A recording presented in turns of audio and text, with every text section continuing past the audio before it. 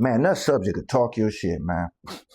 This one's funny to me, man, because me and my team, 30 and up boys, 30 boys, all the way up, actually took part in this type of thing. And the next subject we talking about is Trick Daddy falling out with the AKAs for a step show regional in Miami. This one a little silly to me because, like, first of all, shout out to both parties, and I hope everybody works this shit out. But Trick Daddy has apparently got booked. Him and I think Luke from Two Live Crew got booked to do a show for an AKA regional in Miami. Now look, first of all, I'm part of a fraternity, Di Iota Phi Thetas. Second of all, me and my team, we actually did or I won't say did, partook in an AKA regional in Pittsburgh. So we understand everything that went on with this. But what's so crazy is the fact that when you're doing this type of thing, it's major. Because you got sororities or fraternities, depending on whoever's throwing this regional, coming from all over the state of America. Like, you got people coming from right down south, at west, east, north, to come to some of these. Like, this is major, where this has been going on for years. So I guess at this event, they hired Trick Daddy. So as the show goes on, and around the end, because usually around the end is when they do it. Now, in different states, they might do it a little differently as far as the format or the guide that they give out on as far as the awards, the step show contest, and a couple other things that goes on. I'm not gonna go into a whole tangent about everything that goes on, but things of that nature. But apparently, around the end, when it was going to have that big step where a lot of the sororities get in line and they do their strut and stroll and the halo, and they usually do a real major big one before they close out the show and stuff like that. They have like kind of like a rapper or something close out the show. So Trick Daddy goes on and start doing some of his songs. But what ended up happening to be the problem was he start saying all the cuss words from bitch, ass, this, that, and the third. You know how, if you know Trick Daddy, you know. If you know, you know. You know how, you know how Trick get down.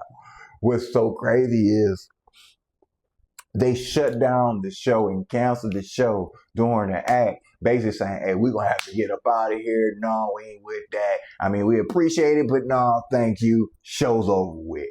And I guess apparently what happened was the fact that Trick Daddy was using profanity and cussing and using the word bitch and this, that, and the third. When you get booked for these type of events, they give you a whole breakdown or a manifest of everything as far as the guidelines, what you can do, what you can't do, what you can say damn near to what you can't say. And it's basically you're cool with everything long as you ain't using profanity. You got to think about it. When you're doing a sorority regional step show, it ain't like no regular club party in Miami and everybody just wild out getting drunk. It ain't that type of show. It's you got to think of the fact that when you're doing a regional, you have Polaris who are people that pledged a lot of these sorority sisters into this sisterhood, and they are respected for their chapter and the area that they came from to build these strong women in this foundation of this sorority that they stand on. So to say this is basically some of these women are older women. So this ain't no regular where it's just you dealing with a whole bunch of teeny bops, or you at the club, or this is a Miami party on a late night and everybody just turned up and nobody gives a fuck about them type words. No. And I guess Trick looking at it and start having his his his his rebuttal, basically saying, y'all know who I am. Stop playing with my name. I'm Trick motherfucking Daddy from Miami. Y'all know what kind of music I do, what I rap about, what I've been rapping about. How y'all gonna be mad for what I did on stage when y'all booked me? I didn't come to get y'all, y'all came to get me. And it's kind of, I don't know. I didn't. I'll put that on the show. I'll post it on the show. I'll get back to y'all on that part because I seen it, but I didn't get the name of the lady who actually was the one who booked Trick Daddy. But apparently, he's basically saying that they should have known who they booked for the show. But at the same time, I wasn't there. But like I said before, me and my man, shout out my man, comedian Tone Montana, he was the one who took part, and I assisted on the show that we did of the regionals of the AKA show in Pittsburgh. And they still, same thing, gave him a manifest of everything that he could say, do, what he need to say as far as bringing people up with chapters, Data 5 Pi, all the different names, the whole nine.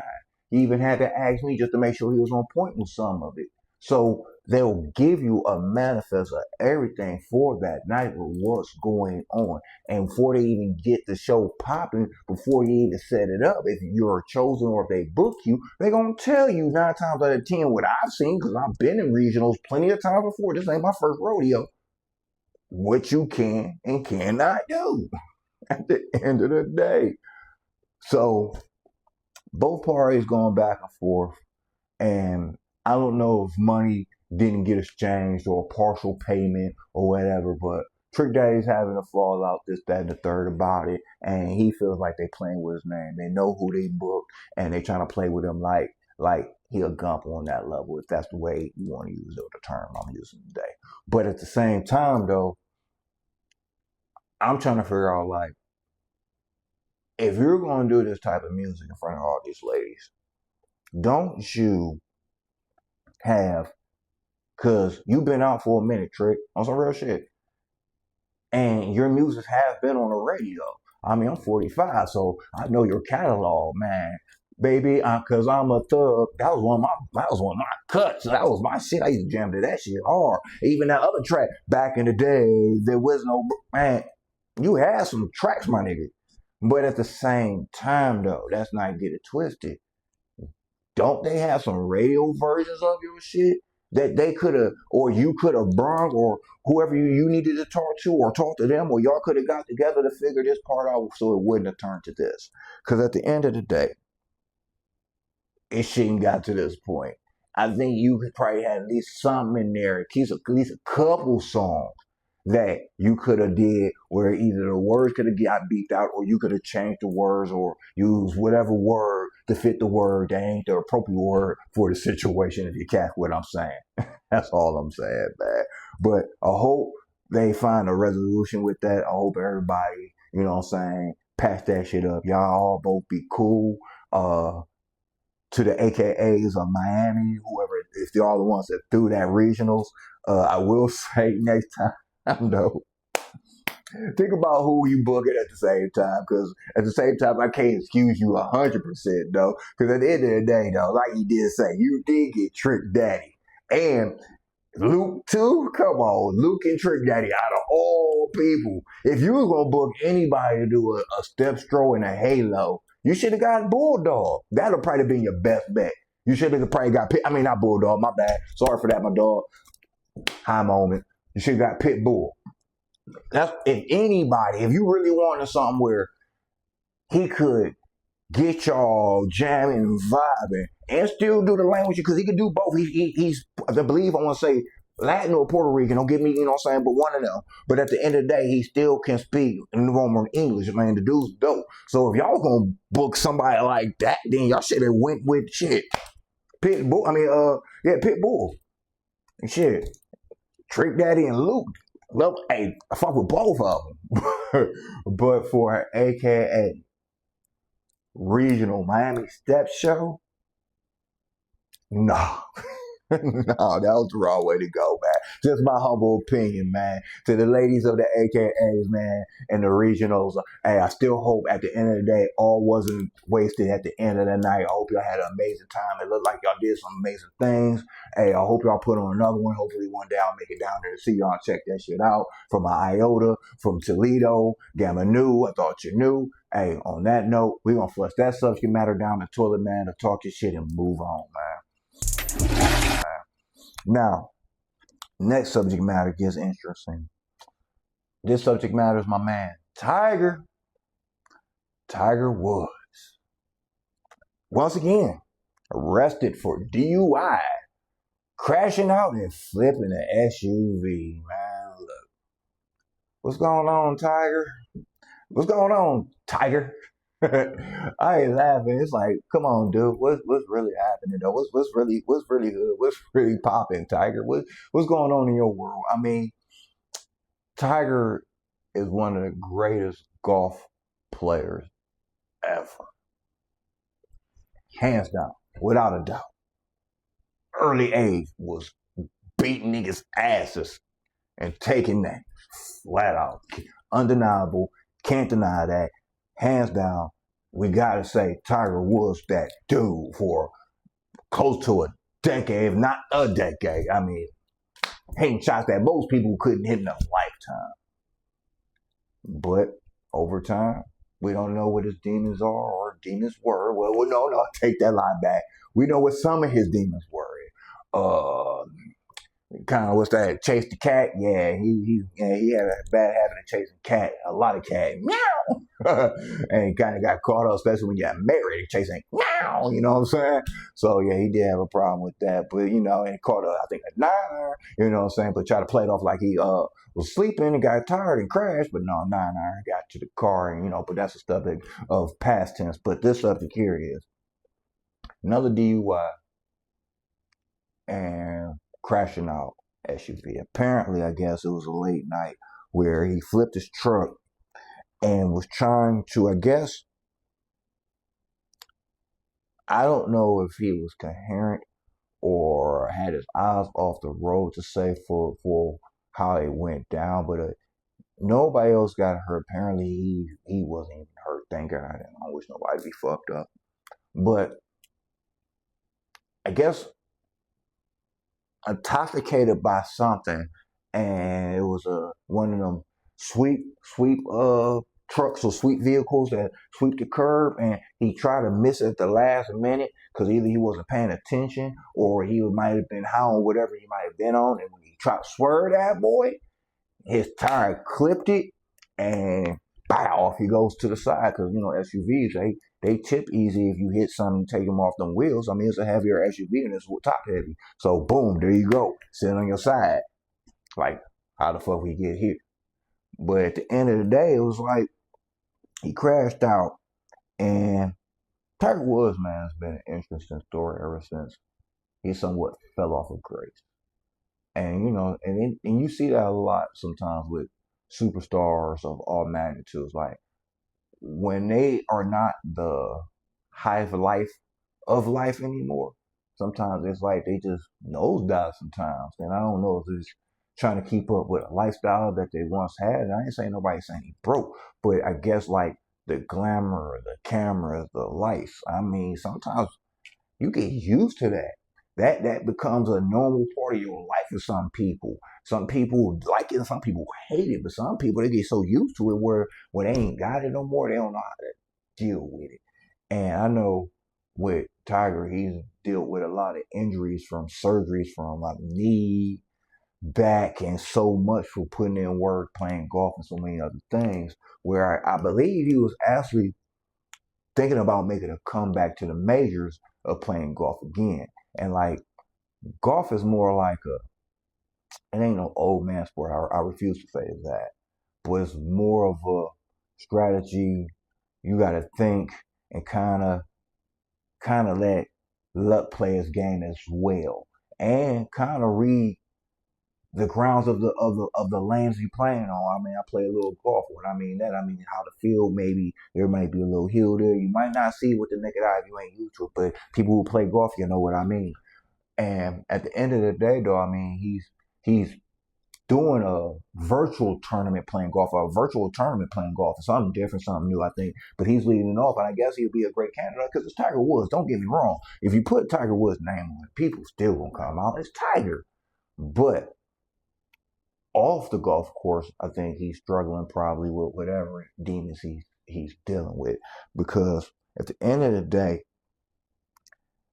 when the cops finally got up to Tiger Woods after, flipped over the truck and trying to see if he's all right, they see he's all right. Tiger allowed them to give him basically a breathalyzer test, and he was cool with that, but he wouldn't give a urine test. So basically, I ain't saying, because I ain't there, and I ain't saying my man, but when you usually don't want to get that lemonade up, basically because you might got some kind of narcotics in your system, and that can be all kind of from in between. We ain't even going down the list of that. We're gonna leave that alone.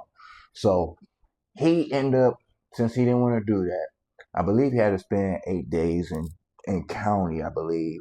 If not county or jail. I mean, I think not. It might be county. I could be wrong, but he spent 8 days in jail. And if it wasn't, my correction, my fault, my apologies. But regardless, he spent, like, what I'm saying, Mayberry, like Andy Griffin, he did 8 days in jail for, once again, wrecking another truck and DUI and crashing out. And I really wish the best for Tiger Woods, like, because I don't know what's really going on in his life. Maybe he's maybe taking some things to deal with the pain from the surgeries. Who knows? Because let's not get it twisted. The biggest drug dealers is the pharmaceutical company at the end of the day. Let's not act like they ain't. And anybody who don't want to hear that shit, fuck you. Because it's the truth. It's like, even when you see on TV, they'll put things that's not DA approved and shit, but they'll still market it, and then they'll say, hey, if you got this problem, take this.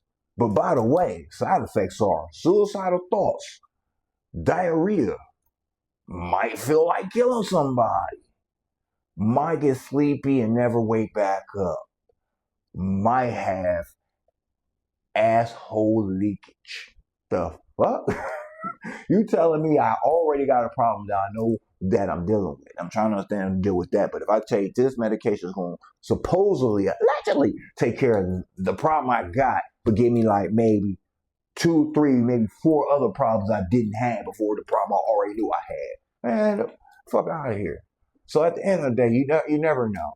And knowing that you're a celebrity and you got money, sometimes people will look the other way. And I hope that ain't what's going on with whoever is giving Tiger or wherever Tiger got access to. And I hope that ain't the issue. And I really hope that ain't what's going on. But it don't look good, and it still looks very suspect, my man. Come on, Tiger. It looks suspect, my man. I mean, you took the breathalyzer test, and then they're like, well, okay, well, give me some of that lemonade, my man. And you like, nah, bro, I ain't giving that up. So I wish everything goes well with Tiger, man, and I hope whatever he's dealing with, he gets through it and gets to see better days. And if his body holds up and his body allows him, because that's the end of the day, that's the main thing, is your body and your health. I don't give a fuck about none of that shit, because you ain't no good to yourself or whoever else depends on you and got love for you if your body's all broke the fuck up and you can't move like you used to move. So if your body's still good just to live a normal life, Tiger, and you can just do the virtual shit and your body can do that and you cool, do that. If you really feel, because I know a competitor when I see one, and some competitors can't let go. You seem like one of them people, especially because it's golf, that you have a hard time letting go. And if you really feel like your body can let you, don't mean you gotta win it, but be competitive and enjoy it like you once did, return to the majors. Hey, my salutes to you. I wish you the best. Hey, do your damn thing. And that's my opinion on that subject matter. Anybody who got an opinion on this subject or think differently or got something to weigh in on the subject matter, please chime in at all times. And make sure, once again, to hit that subscribe, that notification, and like button, man. We trying to get them likes up on this show of Talk Your Shit, man. Because, hey, it's my opinion. And I ain't standing on my opinions alone. It's just my opinions and my thoughts about the things that's going on in the world and the algorithms. And if y'all got any of your own opinions, please, you know where the comment bar is? Hit them comments. Tell me what y'all feel. Good, bad, or indifferent, man. But on that note, man, of this subject, man, on Talk Your Shit, we're going to flush that shit on down, man, and get to the last subject of the day, man. So, last subject of the day, man, which is a wild, real crazy subject. We're going to talk about Pooh Shiesty and Gucci, man. And allegedly, we're going to say allegedly, I mean, still, they, until proven innocent, Pooh Shiesty and Big 30 and a few other colleagues going to the studio to meet Gucci Man about a contract turns into a stick up with basically a rifle stuck in a man's face to sign over a locked up contract of Pooh Shiesty that wanted to get out of this deal. Now, this shit crazy as shit. And I get to this part later because what I found out today was funny because I said it when I first saw the headlines of what happened and how it was worded. Once again, Pooh Shiesty, Big 30, and some other colleagues went to have a meeting at a studio recording place with Gucci Man turns bad. So basically, allegedly, they basically set Gucci up, had gun to face, made Gucci sign over his deal, better yet not signed over, sign out the deal for Pooh Shiesty, not to deal with the deal with Gucci Man no longer in the record or the deal and the contract. It was like some old school Suge Knight type shit. But the problem of the situation is, what's so crazy is like, why did y'all do it and then have a phone recording, making sure that y'all had it recorded that Gucci Man signed the contract letting go of Pooh Shiesty? On top of it, man, this is 2026, man. The fuck y'all think this is? There's cameras fucking everywhere, man. Why do you think so much shit is on camera and recorded and exposed to everybody? The fuck y'all think y'all was doing? And on top of it, Pooh Shiesty, my nigga. I don't wish no harm on you, my nigga. I don't even know you from a can of fucking paint, my nigga. But that's thing logical. You just got out. You just touched back home, my nigga. And it's the first thing we on when we get home. Who put the battery in your back or pumped you up, hyped you up to make this fucked up, dumbass mistake in your life that's gonna fuck up your life again? And you just got home. Come on, man, for real? Like, this was like some death row, old school death row type shit. This was crazy. Like, this is 2026. You cannot try to arm rob and manhandle and go fucking hood force with guns with contracts dealing with record labels and rap and music, anything of that nature. That's not how that's going to work. The only thing that's going to come out of that is what's going on right now. I mean, just previous, the feds raided Big 30's house and found guns. And now they're saying that maybe there's a lack of evidence that Pooh Shiesty even did the shit because they have no phone of when this shit happened, or the phone that recorded of Gucci Man getting forced to sign the deal to let go of Pooh Shiesty. Man, this shit wild. Now, all these brothers in jail for one dumbass fucking decision. On top of, y'all robbed this nigga for jewelry, wedding rings, wallet, and a whole bunch of other shit. To allegedly, even one person, even it was either Gucci or another client that was with him that was in there, was damn near choked out to unconsciousness. This shit wild, man. Like, where we at nowadays? I mean, but at the end of the day, though, you keep hiring real hood ass niggas that's about that life, that's really in these trenches, in these streets, and really will do that type of shit to not just you, to anybody that they feel that's fucking with them or trying to fuck them over or fuck them off. Nigga, what did you think was gonna happen? But at the end of the day, what makes it more crazier than ever is just today, just found the fuck out. Before I'm, you know what? No, I ain't even gonna say that part just yet. What makes it even more crazy is that, like, Gucci, first of all, you are a businessman and you have lived and rapped a life of being thugged out hard, being that nigga, don't play them games. And you went to war with Jeezy, my man, like to the point where y'all down there almost trying to take each other out to that point where motherfucker lives was damn near lost in the middle of that shit. So it's like I would say you maybe used to be about that life because I don't know you like that, but apparently the streets, the people who rock with you and your music on a regular, like I listen to you, but not like on that heavy rotation. But I do listen to some of your songs, so I ain't gonna say I ain't never listen to nothing. But for them people that really rock with you, they've been rocking with you, supporting allegedly who you are and what you stand on when it comes to the street shit and the hood shit. But now what's crazy is, just found out today myself that Gucci Man comes out with a diss track. Basically, what's so crazy about this diss track, I ain't never seen this before. I ain't never seen anything like this before. He basically snitching on the diss track. And when I mean snitching, you snitching. And if y'all heard it already, please comment and tell me what y'all think, because that's just crazy. Like, when we start doing that, I mean, this dude basically gave a breakdown of everything that the feds and everybody that was reporting took place of the night of the robbery at the recording session.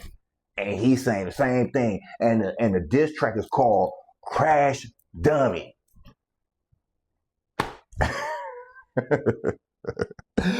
Man, we are in a society where we really have a lot of crash dummies. Like, if we could bring that old, I want to say 80s commercial, if y'all remember, man, please chime in and comment on this one. If y'all of my era, I'm 45, if y'all remember from, I want to say either early 80s, mid 80s, maybe late 80s, where they had the two crash dummies that used to be in the car and they used to talk to each other and shit before they took off and ran into a wall all the time and died. Well, they don't really die, they crash course dummies. I mean, they crash dummies.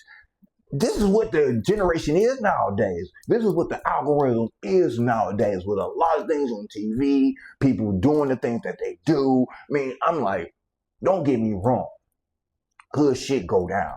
Like my nigga on fucking what was that, Pay the Fool? Niggas get shot every day, B. That is true.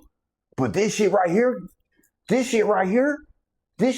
like, cat, what the fuck are we talking about? What we doing? You go strong arm a nigga to get out of a contract. It's almost like how Scarface say, look at you now, all fucked up. Look at you, all fucked up now. And you just got home, my nigga. You just touched back home. And now you right back in. And the family. Big 30 and all the other fools that was with the shit. For what? What did y'all get out of it? All that money you be showing on your arm, shoulder, all that. You must call that bye-bye. That's some real shit.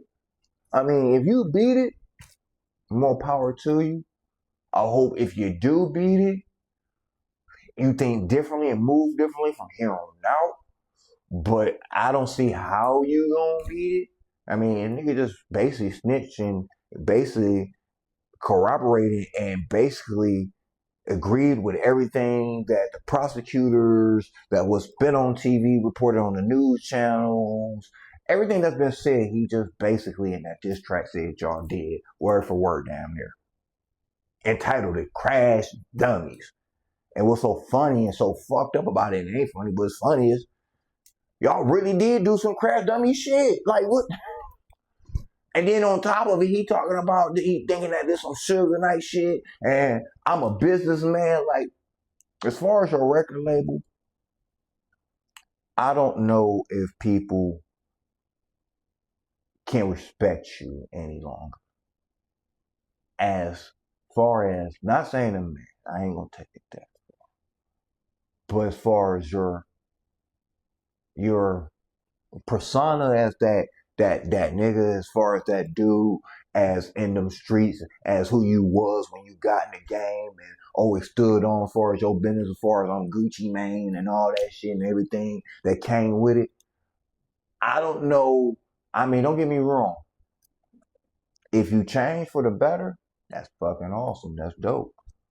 But you know what comes with trying to still dabble with real niggas that's still about that life? Headache, confusion, and chaos can come with that shit. Because you know what it was when you were doing it. So what you think is gonna be with them? On top of, my G, when you turn, like you said, your shit into a business, let's not get it twisted. You put people on that we probably wouldn't have heard of if it wasn't for you, without a doubt. Good, bad, or indifferent. But at the same time, it's sad to say, but a lot of y'all that end up having record labels still all be kind of fucking your artists over. If you start seeing this repeated pattern from not even just you, even the situation with Ross and Gunplay, it seemed like, look, I ain't saying that business ain't business at the end of the day, but it's fucked up when y'all, far as on camera and shit, and the lights on, everybody talk about we gang, that's my brother, I got you, ride and die, I'm like a nigga out for you. And some niggas really about that, but the nigga who really is the kingpin of the team, Alpha Say, they be ganking damn near almost everybody still, where it's basically more about them, fuck everybody else. And it's like, that's a fucking fucked up way for shit to go down on the regular. Because apparently it seemed like Gucci Mane was fucking this man Pooh Shiesty out of his money, and it was a fucked up deal. But at the same time, the part I have a hard time, like, giving brothers nowadays this benefit of the doubt of not even what he did, because that was wrong as fuck as trying to do it that way, as far as trying to stick him up a strong arm and out of contract. What blows my mind is, even my kids do it on a small level when it comes to certain things.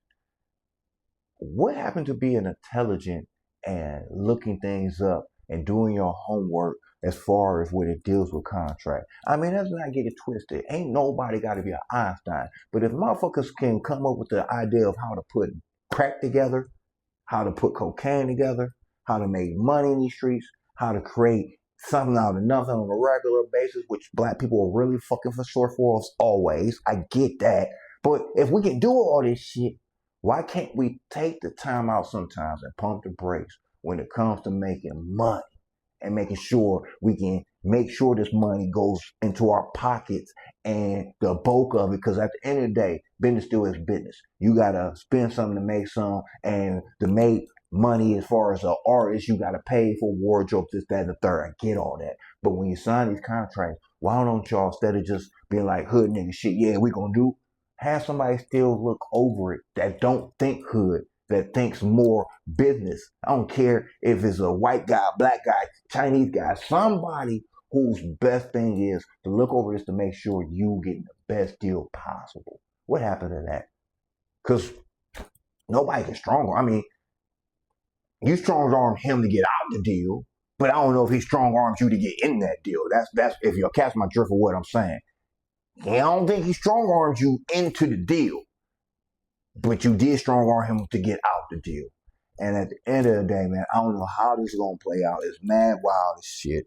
I mean, like I said, you have Pooh, Big 30, and a couple other colleagues go set him up for a record contract conversation to turn into basically an armed robbery, basically, to get out of the deal and rob this nigga and threaten this nigga and force your way to get him out the deal.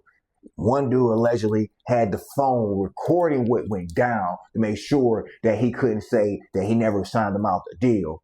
And all y'all look at y'all. All in jail. My nigga, you just got home, Pooh. What we thinking, man? Man, black people, all people, we gotta do better, man. We as a society, the bars drop so low of what's cool and what's acceptable. And that's just my thoughts, man. I hope y'all really hearing what I'm saying and really feel what I'm saying. And if y'all really feeling what I'm saying about society and how I'm looking at it, if y'all looking at how I'm looking at it, please comment. Please comment on this, because it's crazy. I mean, the rap game's crazy. Life is crazy. The way people are handling things is crazy. The algorithm got everybody thinking that they should be at arms, going toe to toe about everything. And that's what's winning. Man, what happened to sitting down and really talking business? We can agree to disagree. We can say, fuck it. We ain't got to do business no more. I'll walk away. Or, hey, I see this contract. I mean, I hear you telling me it's good and all that, but let my mans and them look over it real quick and I'll get back with you in a couple of days. If you really want my business or you want me as an artist, and if you can't deal with that, then I'll just walk. Because to that point, it makes me feel like you already on some shady shit if you can't give me time to look over it diligently to make sure I'm on point for what I see that you're giving me or what you're telling me you're giving me as an artist or anything of that matter. Man, but hey, that's my final conversation piece of Talk Your Shit, man. Once again, man, I hope y'all enjoy the show. This is episode 7 of Talk Your Shit, man. It's your boy Boogie. Hey, once again, hit that subscribe, notification, and like button, man. Trying to get this algorithm keep moving. Hey, I'm keep giving y'all this hot shit, my opinions and my thoughts about what's going on in this world. It's just my opinions, man, and just my thoughts, just like you have your own thoughts and opinions of yourself. And anything that I said today, please comment and tell me how you feel and what your thoughts on anything from this show or previous shows of Talk Your Shit. Also was on both platforms. Is the 30 and Up Boys Smoked Out Shout Out Podcast.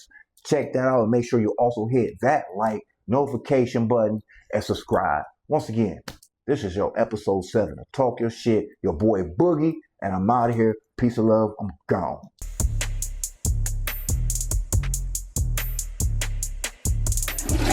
Walk it like I talk it. Walk it like I talk it. Woo. Walk it like I talk it.